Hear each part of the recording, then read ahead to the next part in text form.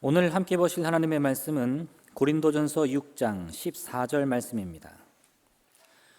고린도전서 6장 14절 말씀 제가 봉독하겠습니다.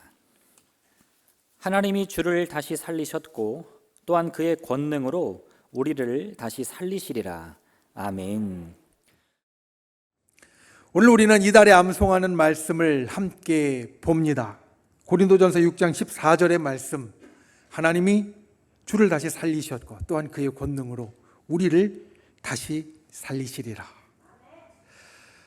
세상을 살다 보면 유독 관심이 가는 주제가 있습니다. 보통 때는 내가 관심이 없을 때 그냥 흘려듣고 그냥 지나가던 이야기들도 내 마음에 깊이 와닿을 때가 있는데, 그게 언제냐? 이게 내 이야기구나 라고 느껴질 때입니다. 가령 우리의 식구 가운데 한 사람이 건강검진을 했는데 당뇨기가 좀 있습니다 라고 이야기를 들었다라고 해보시죠. 그러면 어떻습니까? 그 이야기를 전달받은 가족들은 내가 또 우리 가족이 당뇨기가 있대 걱정할 겁니다. 그리고 그때부터 당뇨라는 말이 남의 이야기 같지 않을 겁니다. 어디에서 뉴스를 보거나 아니면 건강 프로그램에서 이야기가 나오면 마치 이게 내 이야기인 양 귀를 쫑긋 세우고 듣게 됩니다. 물론 그게 그 전에 없던 게 아닙니다. 그 전에도 계속 이야기를 하고 있었고요. 뉴스도 나왔고 의사들도 말을 했습니다. 그런데 그 전에는 내 이야기가 아닌 것 같으니까 그냥 한 귀로 들어와서 한 귀로 흘러나갔다면, 이제는 내 이야기니까 그 이야기에 관심이 쏟아지고요. 그리고 무슨 이야기인가 귀를 기울이게 된다는 말입니다. 그렇게 관심을 열심히 기울여서 이야기를 듣다가 좀 괜찮아졌다라는 이야기를 듣고 좀 나아지셨네요 이야기를 듣고 또 시간이 흐르게 되면 또 예전에 언제 내가 그 이야기들을 듣고 뉴스가 나오면 또 건강 프로그램에 그런 게 나오면 내가 일부러 들었는가 쉽게 싹 잊어버리고요. 또 흘려보내게 됩니다. 코로나가 2년이 넘어갑니다. 코로나의 시간 동안에 우리는 사실 이와 비슷한 경험을 했습니다. 맨 처음 코로나가 생겼을 때 여러분 기억해 보십시오. 갑자기 사람들이 막 전염되고 전 세계적으로 막 퍼지니까 우리가 관심을 갖고요. 이 코로나라는 놈이 어떤 놈인지, 어떻게 옮겨지고 어떻게 조심해야 되는지, 또 어떻게 치료해야 되는지 여러 소식들, 여러 뉴스들을 우리는 관심을 갖고 열심히 들었습니다. 그러다가 좀 수그러드는 것 같으면 우리의 관심이 좀 느슨해지고 그런 이야기들이 있어도 전만큼 열심히 귀를 기울이지 않다가 또 주변에 심각해지는 것 같으면 또 무슨 일이 있나 귀를 기울였다가 또 관심이 좀 수그러들었다가 이렇게 올라갔다 내려갔다 하는 걸 몇 번 반복했습니다. 그리고 올해 초에, 지금부터 약 한두 달 전에 우리 주변에 이 코로나 상황이 좀 심각해지면서 또 우리의 관심도가 막 올라갔습니다. 오늘은 환자가 몇 명이 새로 생겼대. 우리 이 지역에도 몇천 명이나 새로운 환자가 하루 동안에 생겼대. 이러면서 막 걱정하고요. 그리고 무슨 일이 있나 눈을 크게 뜨고 또 귀를 크게 열고 우리가 그 소식들을 들었습니다. 요즘은 좀 뜸해지는 것 같습니다. 왜냐하면 주변에 이제 그렇게 걸려서 고생한 분들, 지금 여기도 여러분들 계신데요. 걸렸다 고생한 분들이 별 문제 없이 잘 회복되는 것들을 우리가 직접 보고, 그리고 주사도 맞고 마스크도 열심히 썼는데 이게 효과가 있는 듯도 하지만 또 어떨 때는 아무리 조심해도 걸리는 걸 보면서 별 방법이 없나 보다 포기도 하고, 그러면서 우리가 관심이 좀 떨어지게 되었다는 겁니다. 살면서 우리는 이와 같은 경험을 합니다. 내가 나의 일이라고 느끼는 것들은 관심이 막 올라가서 없는 이야기도 어떻게든지 들어보려고 하고요. 내 이야기가 아닌 것 같으면 사람들이 아무리 크게 이야기하고 떠들어도 그냥 귀를 닫고 지나가게 된다는 겁니다. 이 봄의 시간, 우리 신앙인들에게 있어서 가장 큰 관심은 무엇일까? 여러분, 요즘 제일 많이 듣는 이야기가 무엇입니까? 우리 교회 와서 예배를 드리거나 또 우리가 광고를 할 때, 또 성경 공부를 할 때 가장 많이 듣는 이야기가 사순절입니다. 이제 우리가 교회력을 보면 그리고 부활절이 얼마 남지 않았습니다. 이런 이야기들일 겁니다. 이 봄의 시간에 사순절을 보내면서 부활절이 다가오고 있는데, 그때 우리 신앙인들은 이 단어에 꽂힙니다. 죽음, 부활, 생명. 우리가 사순절의 시간을 지내면서 그 고난 끝에 예수님의 죽음이 있는 것을 분명히 기억하고요. 그리고 그 죽음이 부활로 이어지고 생명으로 이어진다는 것을 우리는 보게 됩니다. 사실 보통의 사람들에게 이 이야기는, 이 주제는 아주 먼 데 이야기입니다. 왜냐하면 사람들은 살면서 내 이야기가 아니면, 나하고 가까운 이야기가 아니면 별로 관심을 기울이지 않는데, 죽음이라는 이야기는 사실 먼 이야기, 남의 이야기라고 보통은 느끼기 때문입니다. 우리의 가까운 사람이 세상을 떠나는 그러한 일을 경험할 때 우리가 참 힘들지만 또 그것을 잊고 살아가기도 하고요. 또 나는 살아있으니까 나의 죽음에 대해서는 별로 사람들이 심각하게 생각하지 않습니다. 아주 일부의 사람들이 마지막 세상을 떠날 때 잘 준비된, 그리고 그것들을 준비할 수 있는 죽음을 맞이할 경우에는 자기의 죽음에 대해서 심각하게 생각하기도 하지만 대부분의 사람들은 죽음을 그렇게 잘 준비할 수 있는 여유가 없고 또 그러한 시간이 주어지지 않기 때문에 내 죽음을 실제로 느끼고 그것을 심각하게 생각하는 것은 보통의 사람들에게 없는 일이라는 말씀입니다. 그런데 우리 신앙의 사람은 다릅니다. 우리 신앙인이 특별한 점이 사실 여기에 있습니다. 우리 신앙인은 구원을 받은 사람들입니다. 저와 여러분은 구원을 받은 사람들입니다. 그런데 어디서 구원을 받은 사람입니까? 죽음에서 구원을 받은 사람입니다. 그러니까 우리가 믿음을 갖고 살고 우리가 믿음 안에서 구원을 확신하고 사는 것은 이미 죽음에 대해서 심각하게 생각해 봤다는 말입니다. 죽음에 대해서 심각하게 생각해 봤으니까 그 죽음을 이길 수 있는 구원이 중요하다는 것을 알고 그 중요한 구원을 우리의 가슴에 담고 또 날마다 그것을 생각하고 또 확인하기 위해서 우리가 예배하고 믿음을 갖는 자가 되었습니다. 그러니까 우리 신앙인은 세상의 보통 사람들과 다르게 죽음에 대해서 적어도 한 번은 심각하게 생각한 사람들입니다. 그리고 그 죽음과 부활과 생명이 우리에게 주어지는 시간, 바로 이 시간입니다. 오늘 우리가 보는 말씀은 바로 그것에 대해서 이야기하고 있습니다. 예수 그리스도의 죽음과 부활이 이 땅에서 육체를 가지고 살아가는 우리에게, 그래서 우리도 죽음을 경험할 수밖에 없고 또 신앙 안에서 생명을 생각하는 우리에게 무엇을 말씀하시는지, 우리가 이 말씀을 4월 한 달 암송할 때마다 이 말씀이 저 여러분의 것이 될 수 있기를 예수님의 이름으로 축원을 드립니다. 당장이 아니더라도 우리에게 죽음은 반드시 다가옵니다. 그렇기 때문에 이 죽음과 생명에 대한 주님의 교훈이 저와 여러분의 심령 가운데 깊이 새겨지는 귀한 시간이 되시기를 예수님의 이름으로 축원을 드립니다. 첫 번째로 오늘 말씀 가운데 기억해야 될 것, 우리는 다시 살아납니다. 여러분, 우리는 다시 살아납니다. 오늘 말씀은 그것을 분명하게 이야기합니다. 하나님이 주를 다시 살리셨고 또한 그의 권능으로 우리를 다시 살리시리라.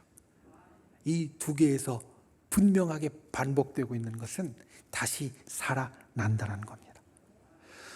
어제 새벽 우리는 월삭 새벽 예배를 드렸습니다. 그리고 이 한 달의 기도의 제목들을 가지고 기도하는 시간을 가졌습니다. 그때 살폈던 말씀이 사도행전에 있는 소위 바울의 아레오바고 설교입니다.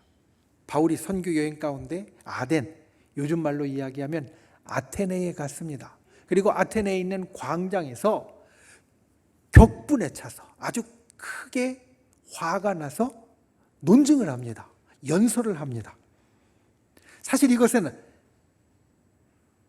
바울에게 있어서 좀 독특한 일이었습니다. 왜냐하면 바울이 선교 여행을 하고 여러 도시를 다녔는데 이런 경우가 별로 없었습니다. 다른 도시에 가면 이렇게 막 경로해서 화로 가득 차서 말씀을 전하는 경우는 당연히 없고요. 물론 사람들이 자기를 핍박하고 힘들게 한 경우는 있지만 그렇다고 해서 경로해서 말로 논쟁을 벌이는 경우는 사실 없습니다.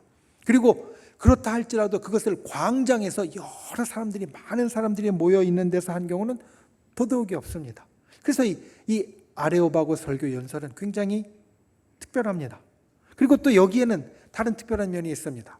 바울은 어디에 가든지 하나님의 특별함, 또 하나님이 어떤 분이신가에 대해서 이야기를 했지만 다른 신들과 비교해서 하나님을 이야기한 적은 없었습니다. 그런데 아테네에서는 그렇게 이야기를 합니다. 거기서 이야기한 바울이 사람들에게 논쟁하듯이 화가 나서 이야기한 제일 큰 주제는 이것입니다. 하나님은 천지를 주재하는 분이시다. 하나님은 천지를 주재하는 분이시다. 모든 것이 하나님에 의해서 시작되었고 지금도 하나님에 의해서 운영되어지고 그리고 하나님은 이것을 다 주장하고 이끌어가는 분이시다. 그러니까 아테네 사람들아, 너희가 신전을 짓고 신전 안에 신을 모시고 신전의 사제들을 통하여서 그 신을 섬기고 그리고 예식을 통하여서 신 앞에 나아가면서 우리가 신한테 꼭 필요한 사람이라고 너희는 생각하는데, 왜냐하면 우리가 있어야 신전도 있고 우리가 있어야 사제도 있고 예식도 있으니까. 그런데 하나님 앞에서는 아니다. 하나님 앞에서는 하나님이 너희가 필요한 것이 아니라 너희가 하나님에 필요하다. 왜냐하면 하나님이 천지의 모든 것을 주장하는 분이시니까 너희가 그분을 깨달아야 하고 그분 앞에 나아가야 한다. 이런 이야기를, 이런 논쟁을 바울은 아테네 사람들과 합니다. 그런데 이 천지의 주제이신 하나님에 대해서 이야기하면서 제일 마지막에 바울은 이와 같은 것을 그들에게 전했습니다. 성자 하나님이신 예수님께서 죽었다가 부활하셨고 그리고 우리에게 구원의 길을 열어주셨다. 사실 이 말씀을 보면서 저는 의문을 갖습니다. 바울이 이 이야기를 왜 했을까? 천지의 주제이신 하나님에 대해서 처음부터 끝까지 쫙 이야기했으면 괜찮았을 텐데 제일 끝에 예수 그리스도의 죽음과 부활에 대해서 이야기를 합니다. 성부 하나님이 아니라 성자 하나님에 대해서 이야기를 합니다. 사람들이 그것을 잘 믿지 못할 것을 바울은 너무나 잘 알았을 겁니다. 왜냐하면 이 아테네에 있는 사람들은 유대인들보다는 그리스인들, 헬라인들이었기 때문에 하나님에 대해서, 하나님의 권능에 대해서 사실 잘 들어보지 못한 사람들입니다. 그러니까 이들이 예수 그리스도의 죽음과 부활을 다시 잘 받아들이지 못할 것이라는 걸 너무나 잘 알았을 겁니다. 실제로 그러했습니다. 아덴 사람들의 반응은 이러했습니다. 그들이 죽은 자들의 부활을 듣고 조롱도 하고 내가 너에게서 다시 듣겠다라고 하고 돌아갔다 말합니다. 그 전에 천지의 주제이신 하나님에 대해서 이야기할 때는 별 반응이 없었는데, 반대하는 반응도 별로 없었는데 예수 그리스도의 죽음과 부활에 대해서 이야기를 하니까 뭐라고 이야기하느냐? 죽었다가 다시 살아나는 게 어딨어? 조롱도 하고 지금 네 이야기 못 들어주겠다. 다음에 와서 다시 이야기해. 떠났다는 겁니다. 그러니까 바울이 이야기한 그 모든 설교와 논쟁에 사실 마이너스가 되었습니다. 플러스가 된 게 아니라 예수 그리스도의 죽음과 부활에 대해서 이야기한 것이 마이너스가 되었습니다. 그런데 바울이 그 이야기를 왜 했을까? 여러분, 바울이 그 이야기를 왜 전했겠습니까? 마이너스가 될 걸 뻔히 알면서도 왜 전했겠습니까? 그것은 이 사실이 우리 신앙에 있어서 너무나 중요하기 때문입니다. 여러분, 신앙생활을 하는 우리에게 있어서 제일 중요한 것은 죽음과 생명의 일입니다. 사실 우리가 이 땅에 살아가면서 우리는 다른 것들을 더 중요하게 여깁니다. 아까 말씀드린 대로 죽음은 먼 훗날의 일이라고 생각하고 당장 나의 일들이 나에게 더 중요한 것 같이 보입니다. 내가 병이 들거나 나의 일이 잘 안 풀리거나 나에게 나쁜 일이 일어나면 그 일들이 내게 더 중요한 일들 같이 여겨져서 그 일에 매달립니다. 그런데 우리 신앙인에게 있어서 이 일은 사실 중요하긴 하지만 제일 중요한 일은 아닙니다. 예수님께서 이 땅에 오셔서 우리에게 제일 중요한 것을 주셨는데, 예수님께서 이 땅에 오셔서 우리에게 제일 중요한 것을 주실 때 우리의 병을 낫게 해주시고, 사람들의 병을 낫게 해주시고, 사람들의 문제를 해결해 주시고, 그리고 사람들의 그 힘든 것들을 바꾸어 주셨을 때, 그게 진짜 제일 중요한 일이라면 그것을 바꾸어 주시고 해결해 주시고 예수님은 하늘로 올라가셨을 겁니다. 그런데 예수님은 그때 하늘에 올라가지 않으셨습니다. 그때 일을 마치시지 않았습니다. 예수님은 언제 일을 마치셨느냐? 우리를 위하여 죽으시고 다시 살아나신 다음에 그 일을 마치셨다라는 겁니다.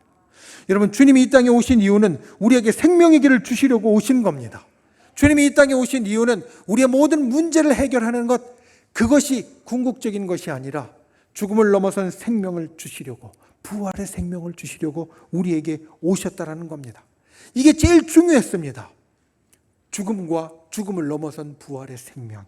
그래서 바울은 이게 마이너스가 될 줄 뻔히 알면서도, 이 사람들이 이것을 이해하지 못할 걸 뻔히 알면서도 전할 수밖에 없었던 것입니다. 우리도 마찬가지입니다. 예수님은 우리에게 제일 중요한 것을 주시고야 죽음의 길로 가셨고 부활로서 생명을 직접 보여주셨습니다. 우리의 이야기가 여기에 있어야 됩니다. 사도 바울이 조롱에도 불구하고 이야기했던 이것이 우리의 이야기가 되어져야만 합니다. 왜냐하면 이것이 신앙에서 제일 중요하기 때문입니다.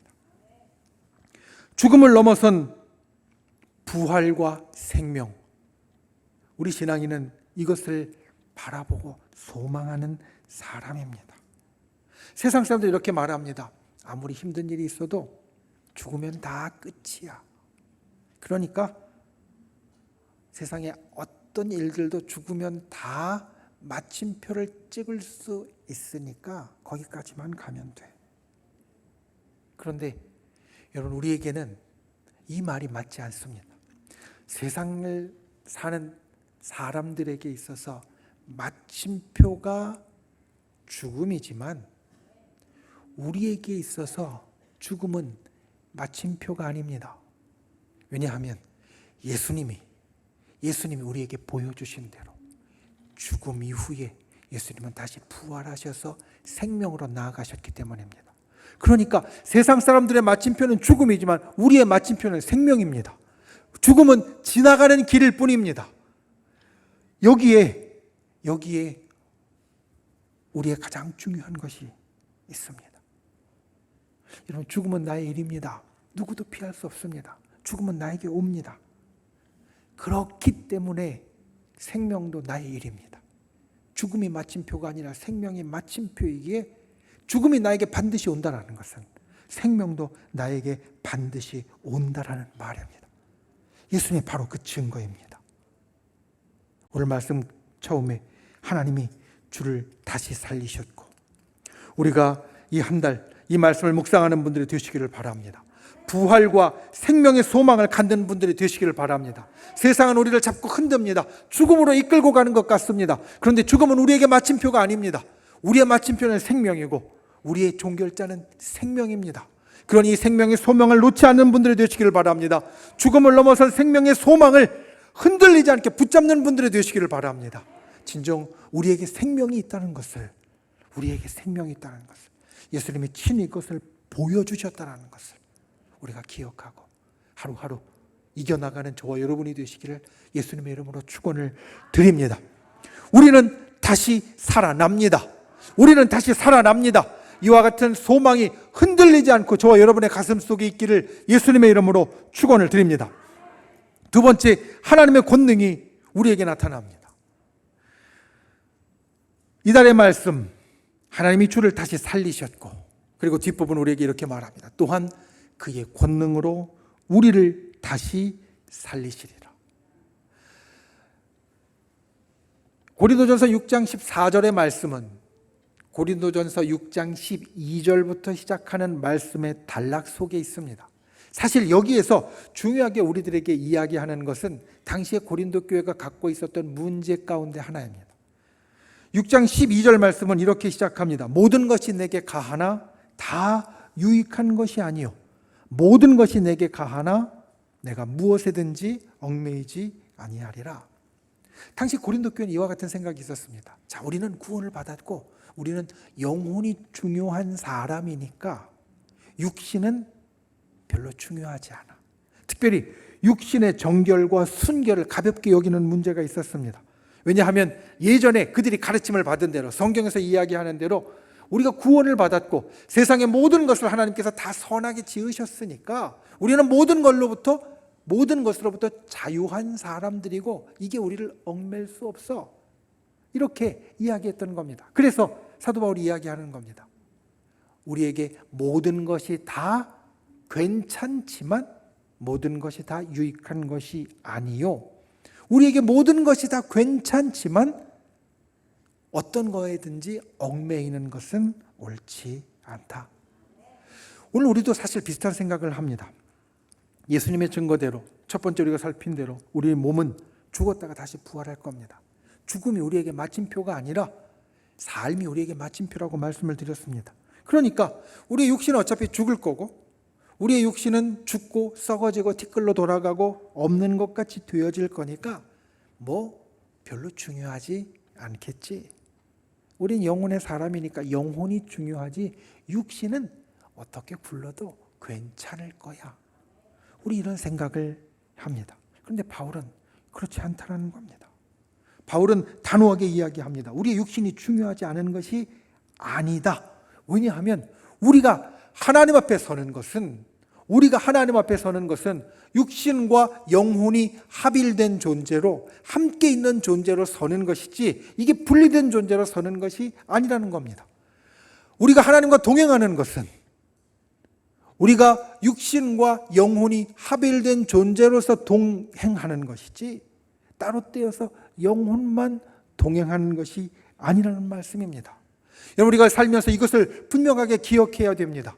우리가 하나님 앞에 하나님과 함께하고 또 하나님 앞에 서 있는 것은 우리의 모든 것이 함께 있는 한 존재로서 있는 것이지 이 육신과 영혼이 분리된 존재로서 있는 것이 아니다라는 것. 사실 우리가 영혼만 중요하고 육신이 중요하지 않다면 육신을 위해서 기도할 이유도 없을 겁니다. 내 육신이 아플 때, 내 육신의 일들이 잘 안 풀릴 때, 괴로움이 있을 때 우리가 기도할 필요도 없을 겁니다. 그리고 주님도 응답해 주실 필요가 없을 겁니다. 별로 중요하지 않은 거니까. 영혼의 문제만 응답해 주시고 또 영혼의 문제만 우리가 기도하면 될 겁니다. 그런데 우리는 그렇지 않습니다. 우리는 육신의 문제도 기도하고요. 또 주님도 우리 육신의 문제를 결코 그냥 지나쳐 버리지 않으시고 응답해 주십니다. 영혼의 문제와 함께 육신의 문제도 응답해 주시고 중요하게 여기십니다. 왜냐하면 우리는 영혼과 육신이 하나 된 존재로 하나님 앞에 서 있고 하나님과 함께 하기 때문입니다. 바울은 그것을 이야기합니다. 육신이 아무것도 아닌 게 아니다. 중요하다. 그리고 또 하나 그 이유에 대해서 한 가지 더 이야기를 합니다. 고린도전서 6장 12절부터 있는 이 본문의 단락에서 우리가 많이 보는 중요한 구절 하나가 더 있습니다. 19절 말씀. 너희 몸은 너희가 하나님께로부터 받은 바 너희 가운데 계신 성령의 전인 줄을 알지 못하느냐. 우리의 육신이, 우리의 영혼이 성령, 하나님의 영을 모시는, 담는 전이라는 겁니다. 여러분, 우리가 이 땅을 살면서 우리가 기억해야 될 것은 우리의 육신과 영혼이 하나가 되어서 하나님의 영이 그 가운데 임하시고 하나님의 영이 거하시는 곳이 되어진다라는 것. 그러니까 우리 육신과 영혼, 우리 존재는 하나님을 담는 그릇입니다. 하나님을 담는 그릇이라는 것은 또 우리에게 무엇을 이야기해 주느냐? 하나님께서 우리 속에 있고 하나님께서 우리 속에서 행하시고 하나님께서 우리 가운데에서 인도하신다라는 것은 우리가 주님의 권능을 경험한다는 것이고 주님의 권능을 우리 가운데 담았다라는 이야기입니다. 육신과 영혼이 하나 돼서 하나님 앞에 존재하고 육신과 영혼이 하나 되어서 성령이 전이 되었다는 것은 우리가 하나님을 담은 그릇이요 하나님의 권능을 담은 그릇이 되었다는 말입니다. 우리에게 죽음과 부활에 흔들리지 않는 소망이 있을 때 우리가 하나님을 우리 속에 담을 때 여러분 기억하십시오. 하나님의 권능과 역사가 우리 가운데 나타납니다. 우리의 삶이 달라집니다. 우리 속에 하나님의 역사가 일어나게 되어지고 하나님의 능력이 나타나게 되어집니다. 예수님이 그 증거입니다. 예수님께서 이 땅에 오셔서 성자 하나님으로 이 땅의 삶을 살아가실 때에 예수님을 통해서 많은 권능이 일어났습니다. 질병이 치유되었고 귀신이 쫓겨났고 먹을 것이 생겼고 사람의 마음이 바뀌었고 그리고 때로는 바람이 멈추고 또 때로는 빛이 있다가 어두워지는 여러 권능의 역사들이 일어났습니다. 예수님이 그와 같은 일을 행하셨다는 것은 예수님이 죽음과 생명에서 우리에 앞서가셨을 뿐만 아니라 하나님의 권능을 담는 데에도 우리의 본이 되어주시고 우리를 앞서가셨다는 것을 말합니다. 오늘 말씀의 후반부 그의 권능으로 우리를 다시 살리시리라. 여러분 이 말씀을 기억하십시오. 하나님의 권능이 우리에게 있습니다. 하나님의 권능이 우리 속에 나타납니다. 우리를 살립니다. 우리를 바꿉니다. 우리를 붙잡아 주십니다. 우리의 힘으로 안 되는 것을 주의 능력으로 해결하여 주시고 우리의 힘으로 부족한 것을 주의 능력으로 채워주시고 우리에게 모자란 것을 주께서 붙잡아서 이끌어 주십니다. 우리가 이 땅을 살면서 우리 영혼과 육신에 나타나는 이 하나님의 권능을 소망하는 분들이 되시기를 바랍니다. 하나님의 권능이 내게 나타난다. 이 흔들리지 않는 소망을 주님 앞에 갖는 저와 여러분이 되시기를 예수님의 이름으로 축원을 드립니다. 우리가 성령의 전이 되어서 주님과 함께하는 자가 되었다는 것은 주의 권능이 우리 가운데 나타난다라는 주님의 약속이다. 이것을 붙잡고 하루하루 나아가는 저와 여러분이 되시기를 예수님의 이름으로 축원을 드립니다. 말씀을 맺습니다. 오늘 말씀의 제목이 흔들리지 않는 소망입니다. 이달의 말씀을 갖고 말씀을 묵상하고 제목을 정했습니다. 그리고 말씀을 준비하다 보니까 이 흔들리지 않는 소망이라는 말씀의 제목과 같은 책이 있는 것을 알게 되었습니다.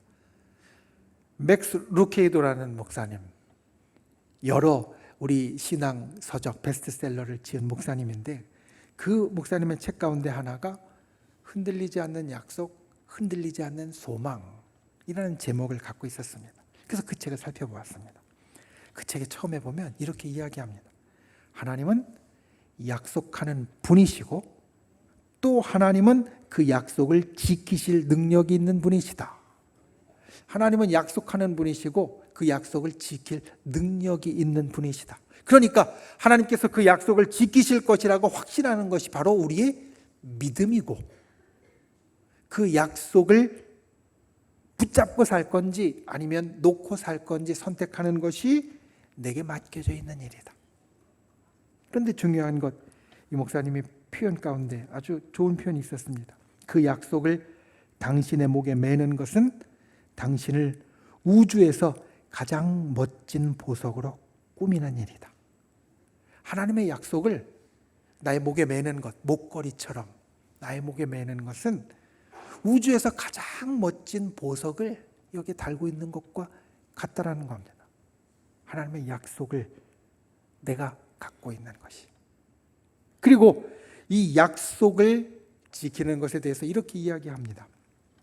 성경 속에 있는 약속의 사람들이 하는 것을 당신도 하십시오. 그들이 한 것은 계속해서 예수님께 나아가는 것이었습니다. 길이 어두워도 태양이 잠든 것처럼 보여도 모두가 침묵할 때에도 예수님께 걸어가십시오. 그러면서 이렇게도 목사님은 막달라 마리아를 말합니다. 요한복음 21장에 보면 예수님께서 십자가에서 돌아가시고 그리고 무덤에 계실 때 이 막달라 마리아가 새벽에 예수님의 그 무덤으로 나아갔던 이야기를 우리에게 들려줍니다. 그 광경을 이렇게 이야기합니다. 막달라 마리아가 그런 사람이었습니다. 그녀는 사실 예수님의 약속을 이해하지 못했습니다. 그래서 살아계신 예수님이 아니라 죽은 분을 찾아갔습니다. 그럼에도 불구하고 그녀는 예수님께 갔기 때문에 예수님이 그녀에게 오셨습니다.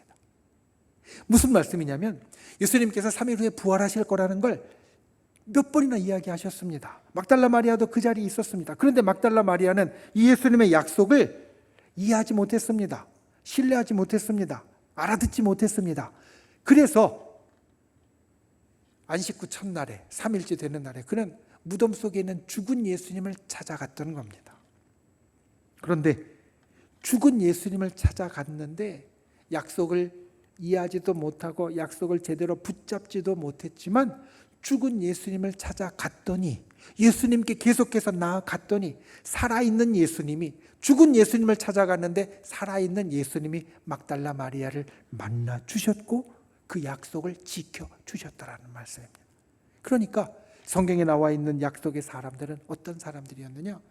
때로 하나님의 약속이 이해되지 않아도, 때로 하나님의 약속이 믿겨지지 않아도, 때로 하나님의 약속이 어떤 것인지 때로는 까먹을 때에도 계속해서 예수님께 나아가는 사람들이었다.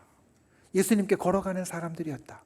예수님께 계속해서 걸어가니까 예수님께 계속해서 걸어가니까 나는 알지 못했는데도 예수님이 다가오셔서 그 약속을 이루어 주시고 나는 기대하지 못했는데도 예수님께서 나타나셔서 그 약속을 이루어 주시는 역사가 일어났다는 겁니다. 여러분, 우리 가운데 소망이 있습니다. 이 소망이 때로는 흔들립니다. 이 소망이 때로는 우리 가운데 견고하지 못합니다. 때로는 그 소망을 우리가 잘 알지도 못합니다.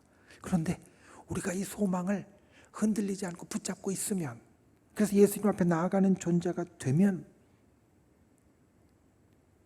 이렇게도 목사님의 표현대로 우리는 우주에서 가장 멋진 보석을 가진 사람이 될 수 있습니다. 오늘 말씀의 약속을 기억하십시오. 우리는 다시 살아납니다. 우리는 다시 살아납니다. 그리고 하나님의 권능이 우리에게 있습니다.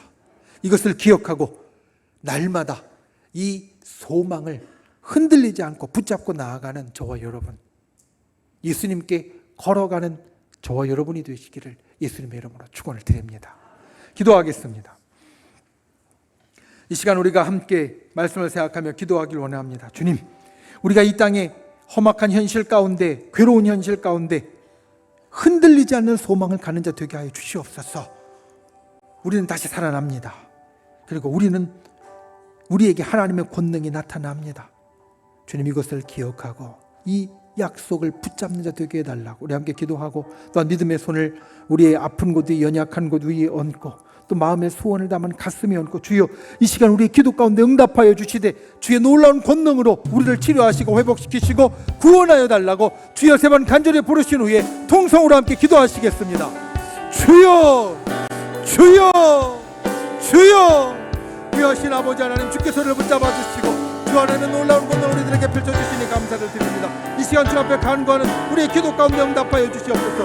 무엇보다 우리가 다시 살아난다는 소망을, 하나님의 권능이 우리에게 나타난다는 소망을 주님 흔들리지 않고 주 앞에 붙잡게 하여 주시고, 언제나 우리의 삶 가운데 이것을 견고하게 아버지 하나님 세우는 자 되도록 우리를 인도하여 주시옵소서. 주님, 이 시간 믿음의 손 놓고 간구하는 우리의 기도 가운데 응답하여 주시되 주님, 우리의 아픔을, 우리의 연약함, 우리의 병든 것을 아시오니 이 시간 고쳐주시고 어루만져주시고 회복시켜주시고 우리 마음의 간절한 소원 가운데 응답하여 주시옵소서. 주 앞에 나가는 자마다 하나님의 권능을 힘있게 하여 주시고 놀라운 기적의 역사가 우리 가운데 나타나게 하여 주시옵소서. 간구하는 자에게 진실로 생명의 역사를 베풀어 주시고 주님 인도하여 주시옵소서. 우리를 사랑하시는 주님, 세상이 우리를 잡고 흔들지만 우리 속엔 주님의 약속을 향한 흔들리지 않는 소망이 있습니다. 주여 그것을 붙잡게 하여 주시옵소서. 아버지 하나님, 진실로 우리가 다시 살아난다라는 그 소망과 하나님의 권능이 우리에게 나타난다라는 소망을 붙잡게 하여 주시고, 이 한 달 그 소망 안에 아버지 하나님 이겨나가는 자 되도록 우리를 도와 주시옵소서. 이 시간 믿음의 손을 얹었습니다. 우리의 병든 곳 위에 얹었습니다. 우리의 아픈 마음에 얹었습니다. 우리의 소원 위에 얹었습니다. 주여 이 시간 역사하여 주시옵소서. 치료하여 주시옵소서. 회복시켜 주시옵소서. 위로하여 주시옵소서. 구원하여 주시옵소서. 기적을 베풀어 주시옵소서. 진정 주님 간구하오니 우리 가운데 하나님의 약속이 이루어지게 하여 주시옵소서. 나사렛 예수의 이름으로 명하노니 우리를 둘러싼 모든 어둠의 세력들은 묶음을 놓고 떠나갈지어다. 사라질지어다. 물러날지어다. 주여 기적을 이루어 주시옵소서. 돌아가는 발걸음 지켜주시고 한 주간 주님 안에 승리하도록 우리를 인도하여 주시되, 세상이 아무리 험악할지라도 흔들리지 않는 소망을 붙잡고 살아가는 믿음의 사람이 되게 하여 주시옵소서. 예수님의 이름으로 간절히 기도하옵나이다. 아멘.